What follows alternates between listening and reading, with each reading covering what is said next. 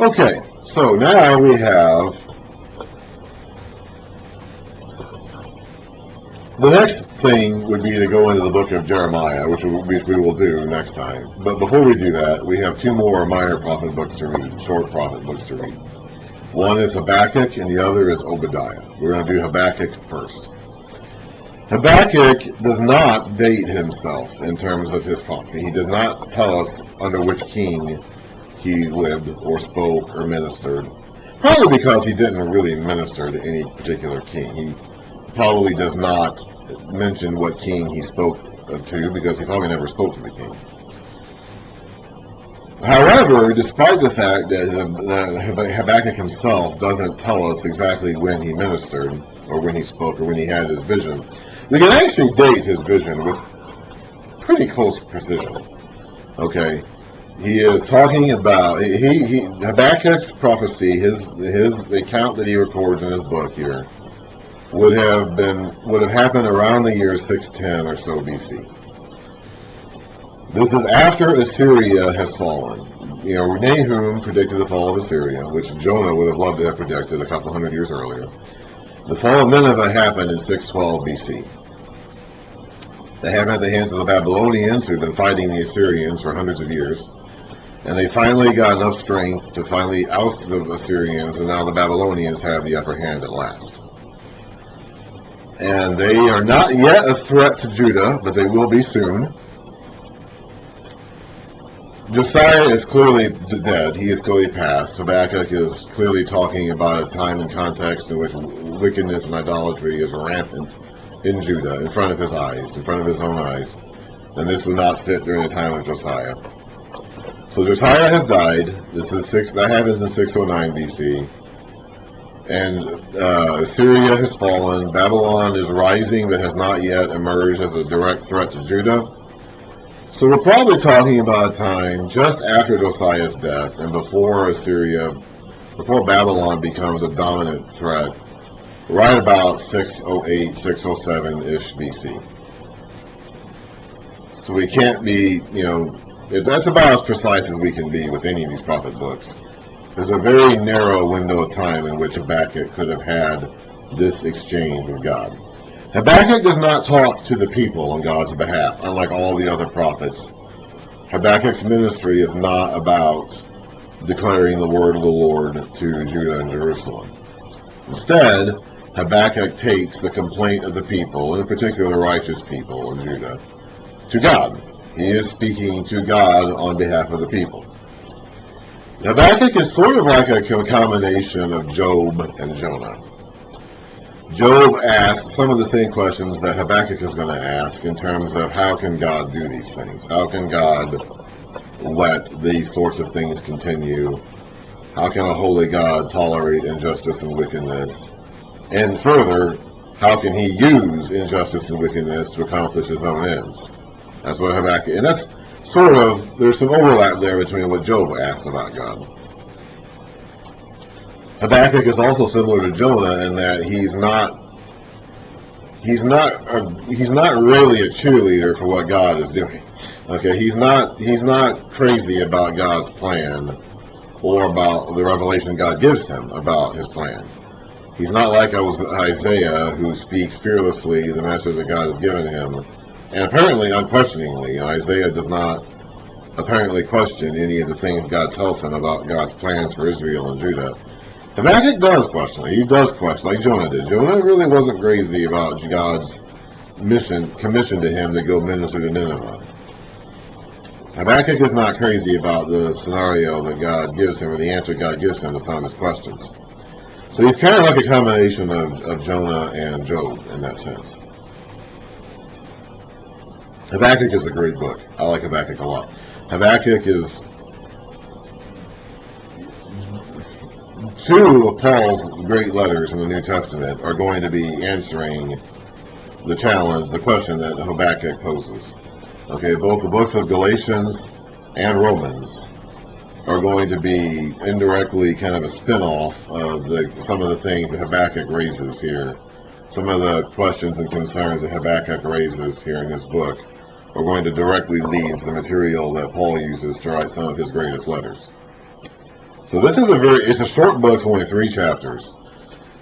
We'll be able to get through it probably in one video, but it is a very profound book and does require us to think very deeply about the work of God in this world.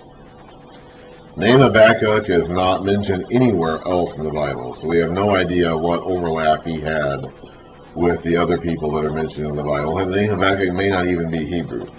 I'm not entirely certain.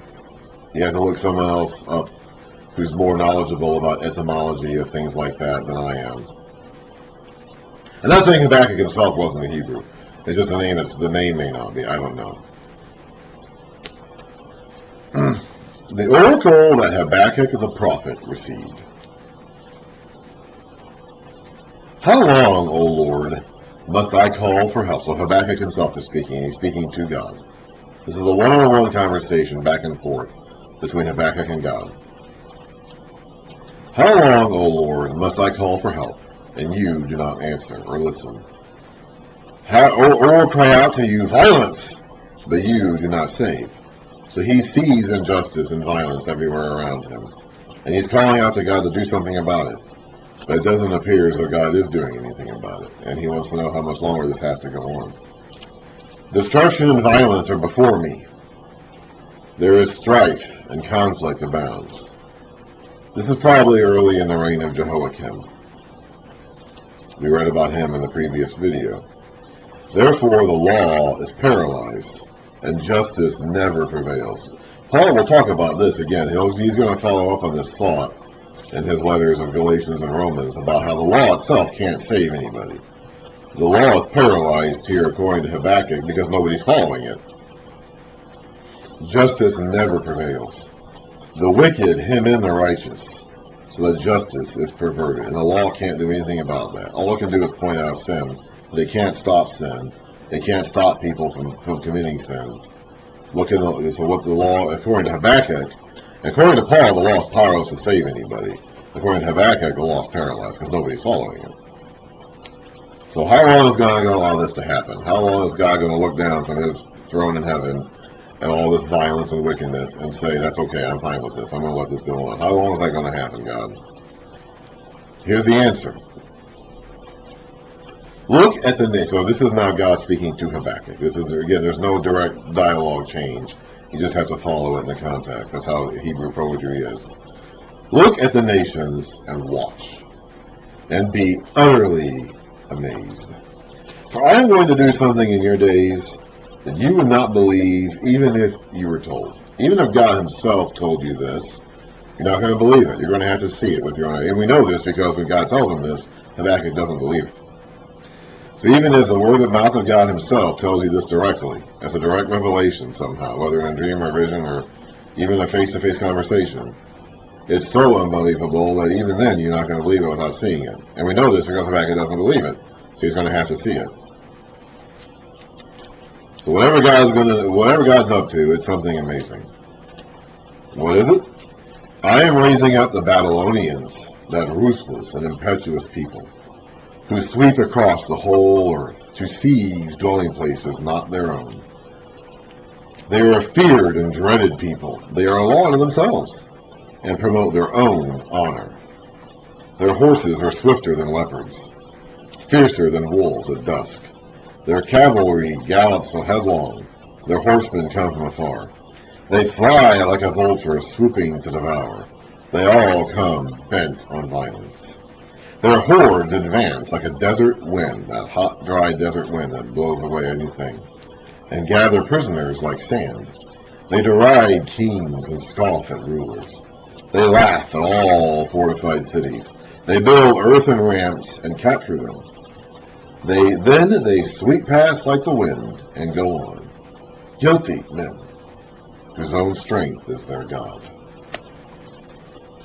So he is going to do something about the wickedness in Judah and Jerusalem.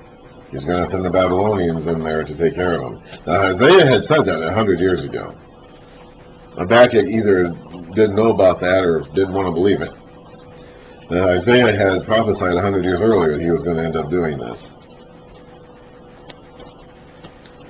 So this is even worse for Habakkuk. Habakkuk is even worse off now than he was a moment ago. because he doesn't understand how God can do that. You know, how can God send the Babylonians in to judge the Judahites? So here's Habakkuk's word again. O Lord, are you not from everlasting? Oh my God, my Holy One, we will not die. So you can't do this. You can't let this happen, God. O Lord, you have appointed them to execute judgment. Rock, O rock, you have ordained them to punish. Your eyes are too pure to look on evil. You cannot tolerate wrong. Why then do you tolerate the treacherous? Why are you silent while the wicked swallow up those more righteous than themselves? So how can you do this? How can you allow the Babylonians to have the last word on the Judeans? Your own people, yeah, they're wicked. I want you to do something about it. That's what I was complaining about a moment ago. I didn't mean this. I didn't mean letting the Babylonians have the last word on the people. You have made men like fish in the sea, like sea creatures that have no ruler. The wicked foe, I mean the Babylonian here, pulls up all of them with hooks and catches them in his net. He gathers them up in his dragnet and rejoices. He rejoices. Is glad. So these people, these Babylonians, are going to treat their enemies, us, like animals, like fish in a net, and they're going to celebrate over us. Therefore he sacrifices to his net and burns incense to his dragnet. For by his net he lives in luxury and enjoys the choicest food. Is he to keep on emptying his net, destroying nations without mercy? Are you going to let him do this, God? Are you really going to let these Babylonians continue to run wild over the people?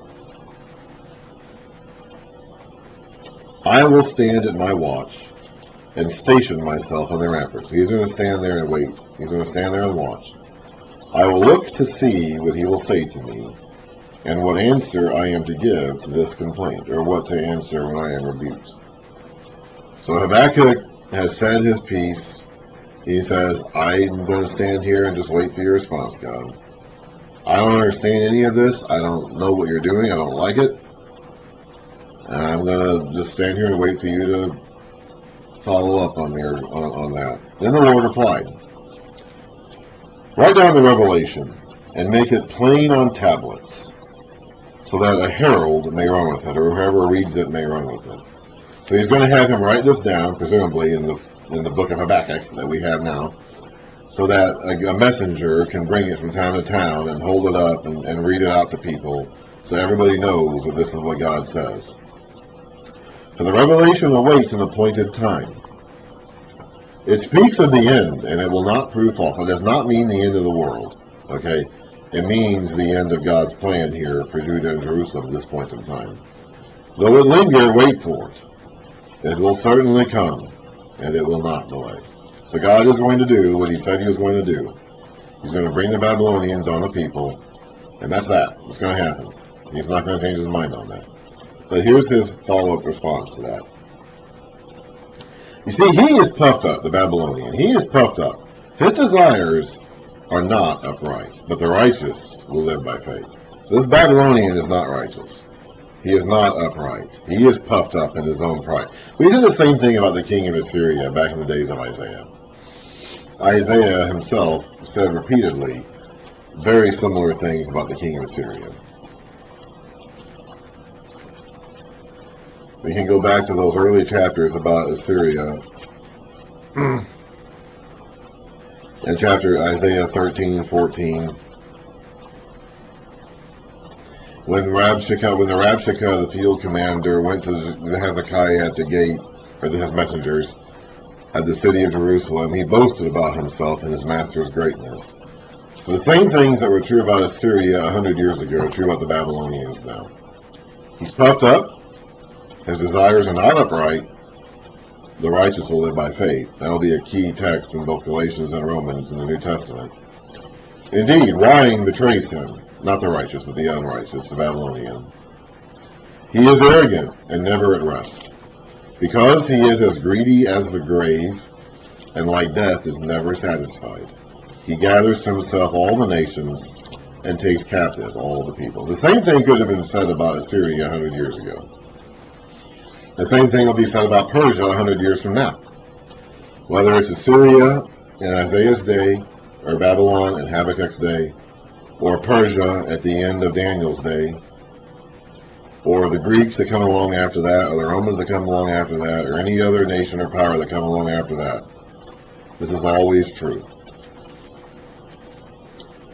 Will not all of them taunt him with riddle, the people he's taking captive, taunt him with riddle and scorn, saying, Woe to him who piles up stolen goods, and makes himself worthy by extortion.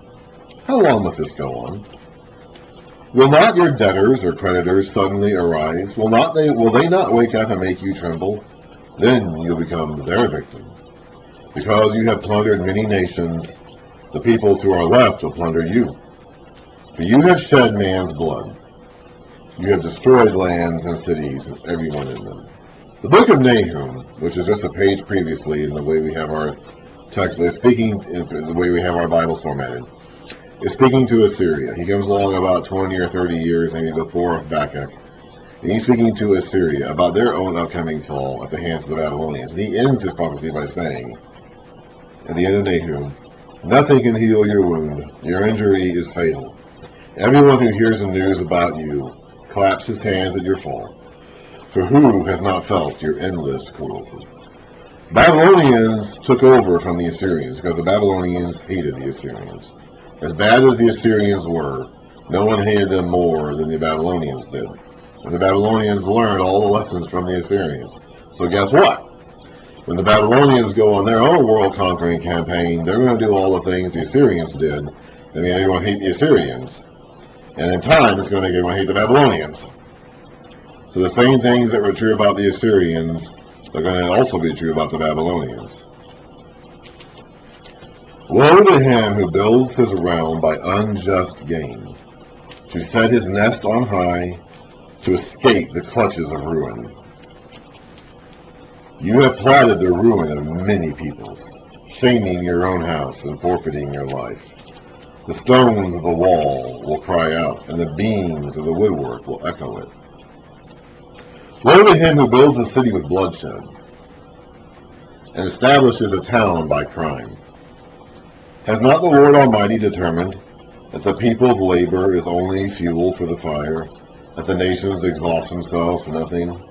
So no matter how hard you may try to build, Babylon is also where they built the Tower of Babel back in Genesis 10. Okay? It's the same area. Abraham came from there. He came from Ur of the Chaldees. The Chaldees are the people group that ended up becoming the Babylonians.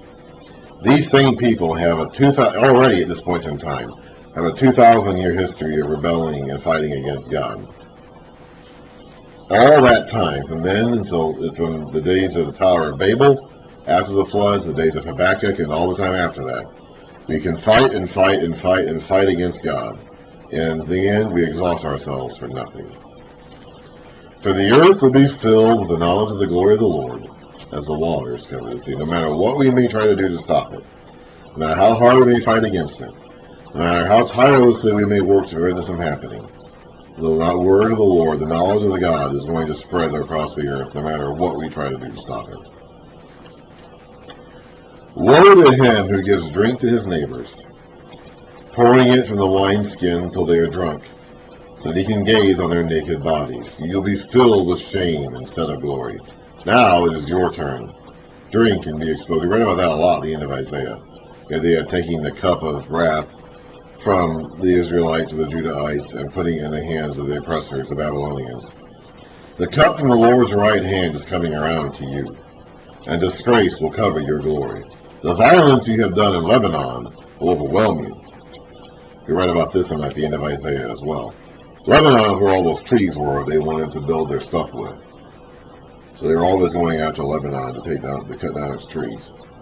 And your destruction of animals will terrify you. For you have shed man's blood, and you have destroyed lands and cities. So they have attacked the trees, they have attacked the animals, the violence you've done to Lebanon, the trees of Lebanon, your destruction of animals.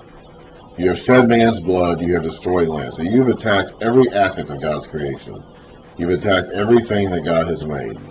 From men who are made in God's image all the way down to the land, to the trees that he planted in Lebanon to the animals that he populates the earth with. Every part of God's creation has come under attack by you. Of what value is an idol, since a man has carved it? Or an image that teaches lies? So your gods, Babylon, are not going to save you. They have no value.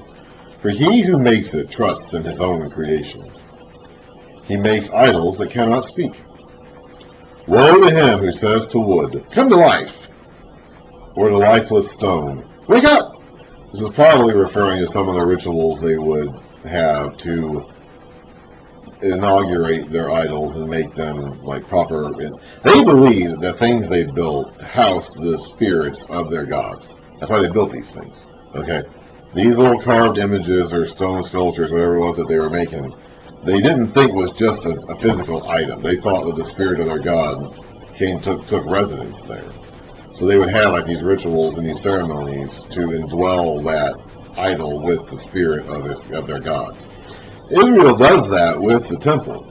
With the sanctuary and the temple, they have a dedication period so that God can take up residence there. We read about that at the end of Exodus, and read about that also at the beginning of Kings and Chronicles, when Moses did it for the tabernacle and Solomon did it for the temple. They have a dedication period and a ceremony they follow so that God can take up residence there. And the people of the land have these rituals they follow so that their gods would take up residence in the idols they made. That's what he's referring to there. Can it give guidance? It is covered with gold and silver, but there is no breath in it. But the Lord is in his holy temple. And let all the earth be silent before him. So when God comes in judgment, that's a time for the people to be silent. The people, the animals, all the aspects of the earth. It's God's day. That's the day of the Lord, when God has his day. So he is going to use the Babylonians to judge the Judeans. He is going to let that happen. He has set his mind on that, and he will not change. He's been talking about this for 100 years already.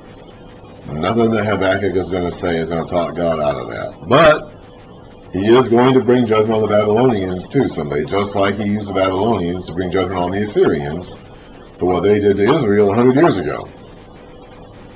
The cycle of violence is always going to devour those who participate in it. Because as he said back here in verses 5 and 6, the greedy, the unrighteous, never have enough. Death never has enough. Death will always want more victims. And the greedy and the unrighteous will always be that way too. Whether it's the Assyrians, the Babylonians, the Medo-Persians, the Greeks, the Romans, or even going before these, or where there's Pharaoh in the days of Moses, the Egyptians. Whether it was all those enemies that came along during the time of the judges. Before the Assyrians, you had the Arameans north of Israel. Before the Arameans, you had the Philistines that David fought, the Amalekites, the Moabites, the Ammonites, all those people around Israel that fought them all the time. Before that, you had the Egyptians. Okay, before that, in the days of Abraham, you had the kings of the east that he had to go fight when they captured Lot. And by the way, they came from Babylon, the area where Babylon currently is. Like, whatever people group it is, wherever they come from, those who live this way are always going to be participating in this never-ending cycle of violence, and it will always lead to their own destruction. And the earth will be filled with the glory and the knowledge of the Lord, regardless of what these people do. So that's the answer God gives Habakkuk. Yes, he is going to judge the wickedness of Judah. Yes, he is going to do that with the wickedness of Babylon. He's going to use the wickedness of Babylon as a tool of doing that. And yes, he will judge the wickedness of Babylon someday too. And the righteous will, whether Habakkuk or Paul in the New Testament, and people of Habakkuk's day or anybody else, will live by faith. So here's Habakkuk's response to that. Here's Habakkuk's last word on the matter, chapter 3. A prayer of Habakkuk the prophet on Shigionoth. That's some Hebrew musical term. This was apparently a psalm they were supposed to sing in their temple worship services. Lord, I have heard of your fame. I stand in awe of your deeds, O Lord. Renew them in our day. In our time, make them known. So I've heard about all the things you've done in the past. I believe all those things I've heard. I believe you did all the things that the prophets of old said you did. Make them known again in our day. In wrath, remember mercy. So when you bring your wrath on us, remember your acts of mercy as well. God came from Timon, the Holy One from Mount Paran. Selah. Selah is some Hebrew musical term. I don't know what it means. No one knows what it means.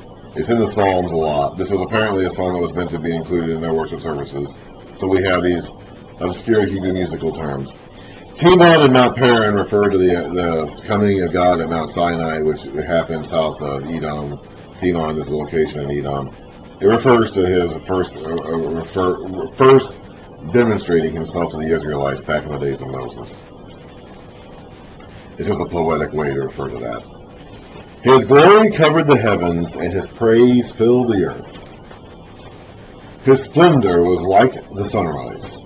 Rays flashed from his hand, where his power was hidden. Plague went before him. That may be referring to the plagues of Egypt, I'm not sure. Pestilence followed his steps. He stood and shook the earth. He looked and made the nations tremble. The ancient mountains collapsed, and the ancient mountains crumbled, and the age-old hills collapsed. His ways are eternal. I saw the tents of Cushan in distress, the dwellings of Midian in anguish. These are just enemy people groups of Israel. Were you angry with the rivers, O Lord? Was your wrath against the streams? Did you rage against the sea when you rode with your horses and your victorious chariots? He is talking about, of course, the Red Sea crossing and the drying up of the Red Sea and the Jordan River as they came into the land. And like Isaiah did, he is comparing these to the ancient paganness of God fighting a sea monster at the beginning of creation to make the world. So in their view, they're taking the myths of the Canaanite religions around them, that God fought a sea monster before he made the world, and appropriating them and saying God tamed the seas when he saved the Israelites from Pharaoh and when he came led them into the land. You uncovered your bow. You called for many arrows, Selah. You split the earth with rivers. The mountains saw you and writhed. Torrents of water swept by. The deep roared and lifted its waves on high. So there's that, sea monster imagery being used there. Sun and moon stood still in the heavens. That happened in the days of Joshua. I read about that. At the glint of your flying arrows, at the lightning of your flashing spear. In wrath you strode through the earth, and in anger you thrust the nations. You came out to deliver your people, to save your anointed one. In this case, he's probably referring to the nation of Israel as God's anointed. Around Isaiah, we read about this servant over and over again. It ultimately refers to Jesus the Messiah, but it also has a broader sense than that at times. And at times it refers to the nation of Israel that is supposed to be God's servant, and the true Israel, Jesus, who is the perfect suffering servant. I think in this case, the anointed one is Israel as a nation. You crushed the leader of the land of wickedness. You stripped him from head to foot. Selah. With your own spear you pierced his head, when his warriors stormed out to scatter us, gloating as though about to devour the wretched who were in hiding. You trampled the sea with your horses, turning the great waters. So he saved them before, and he will save them again. Habakkuk can have assurance that God will save them again. He hasn't really gotten the answer to his question, probably the detail that he wanted. But he has gotten the assurance that God has saved his people before, and he will save them again. He can be trusted to do this. It does seem weird. His ways are mysterious. Isaiah said, my ways are higher than your ways. My thoughts are higher than your thoughts. It does seem weird. It doesn't seem right to Habakkuk. Habakkuk, I don't think, has really made peace with that, as we'll see in the next few verses. So God is going to judge Judah's wickedness. He's going to use the even more wicked Babylonians to do that. And Habakkuk may not be happy about that. I don't think he is, based on what he's about to say. But he's made his peace with it. He can trust God to pull it through in the end, even if he does it in ways that Habakkuk doesn't really like. I heard, and my heart pounded. My lips quivered at the sound. Decay crept into my bones, and my legs trembled. Yet, so he doesn't like this. This is not the news he wants to hear. He's not excited about this. Yet I will wait patiently for the day of calamity to come on the nation invading us. And that's not going to happen in Habakkuk's day. Habakkuk is not going to get to see that happen. Habakkuk is sitting here in about the year 605 or so BC.